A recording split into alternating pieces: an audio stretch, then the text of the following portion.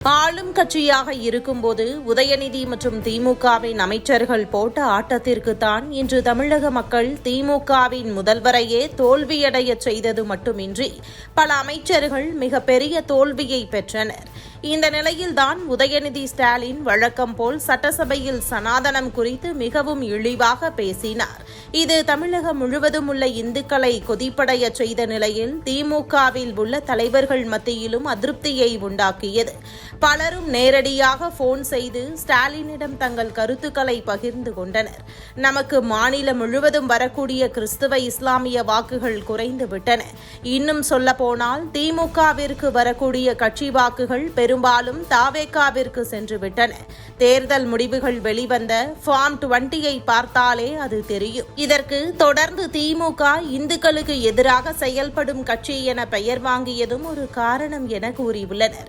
இந்த நிலையில்தான் ஸ்டாலின் உதயநிதியிடம் கால் செய்து கடிந்து கொண்டதாக கூறப்படுகிறது.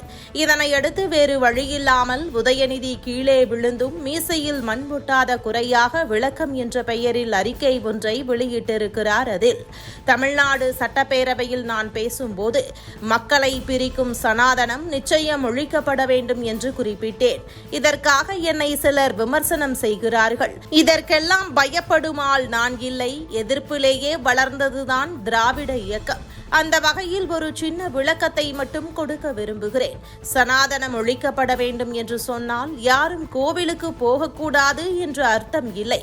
கோவிலில் மட்டுமல்ல, சமூகத்திலும் அனைவருக்கும் சம உரிமை இருக்க வேண்டும் என்று அர்த்தம்.